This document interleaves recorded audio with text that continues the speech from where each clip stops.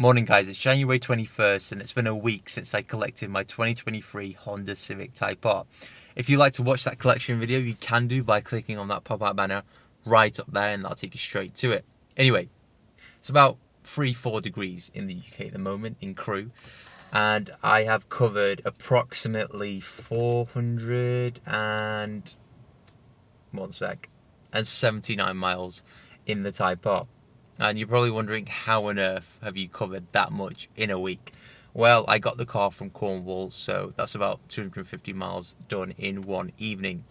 And on the subject of that, we'll talk about how to properly brake in your car. And that is today's video. This just doesn't apply to Honda Civics. It applies to Audis, Mercedes, BMW, Volvo, the lot. Unless your car is a Bugatti Veyron, which is broken in from factory. This still applies to every new registered car and every car that has pretty much 0 miles on the clock. As I have to commute to work and back, I essentially have to use the M6 motorway, which I will not talk about the M6, that's a different topic, and I'm sure no one likes the M6. So I'll discuss how to brake the car in town and motorway situations. Essentially, you don't want your car to hold the revs for a prolonged period of time, so you don't want the revs to stay the same for a long time. And as always, if you disagree with anything, do let me know in the comment section down below, as I'm up for a debate.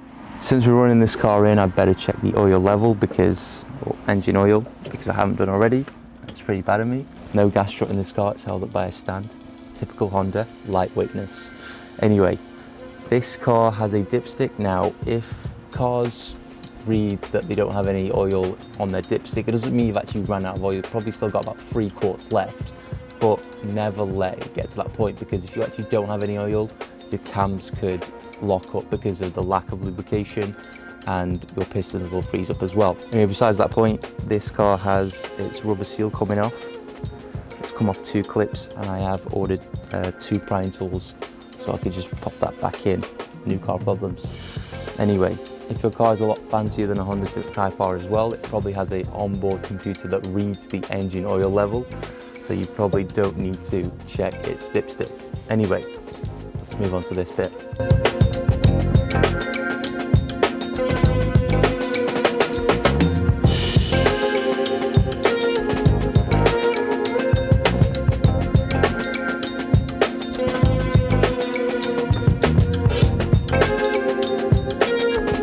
Super clean. Can you see that?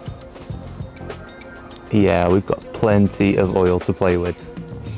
And it's so clean as well. Give you a little cover clean and leave it to that. Back in the car, and as mentioned, it's very cold in the UK. It's about 3-4 degrees at the moment. So the best thing to do is, when you get in your car, start it up, let it run for a couple of minutes before you start popping it into gear and taking off.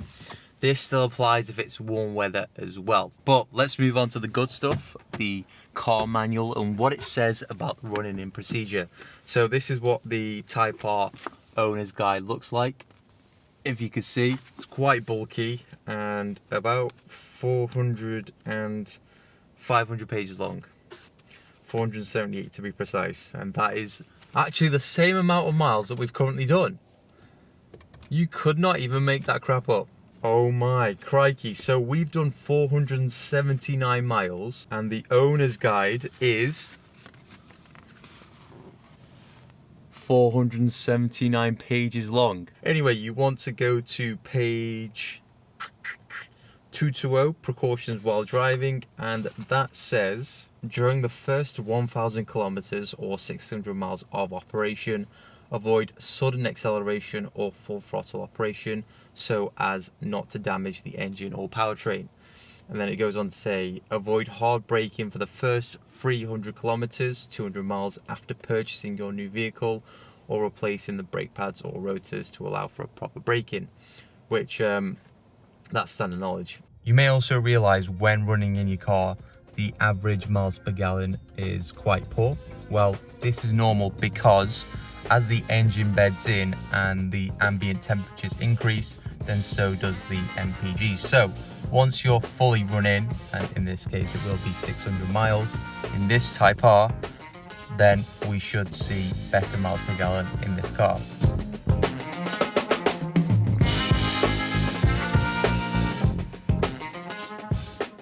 So driving a new car, everything is pretty much brand new out the box, and the important parts are the engine, because you want to break that in properly. So for the first 600 miles, what I'm doing is not passing 4,000 RPM, and that's quite key.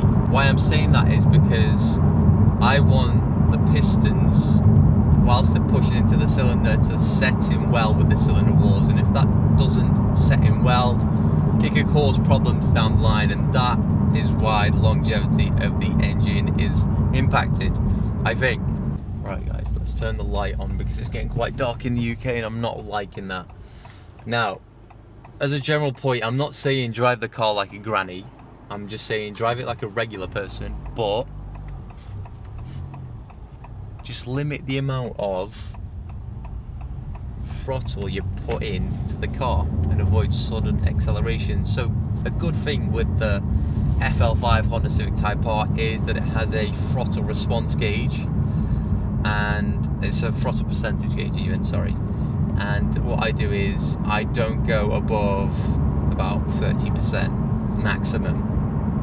I'll be honest, that is enough. This car is that fast. I don't need to go past 30%. So yeah, got to keep it below that and keep it below 4,000 RPM. Right, so the type of driving that I'm currently doing with this car.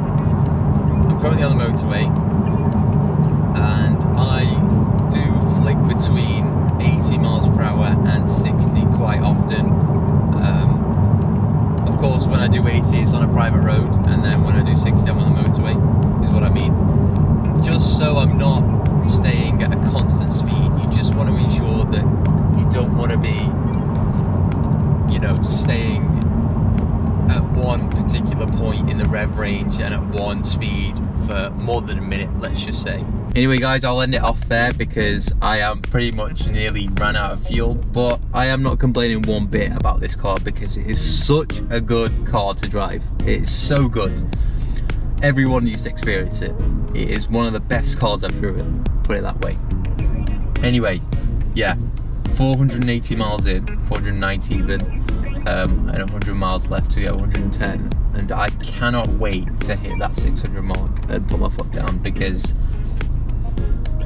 I've not experienced it fully yet. I have not experienced it fully. I can't wait. Yeah, we'll end it off there. Thanks for watching. I'll see you next time.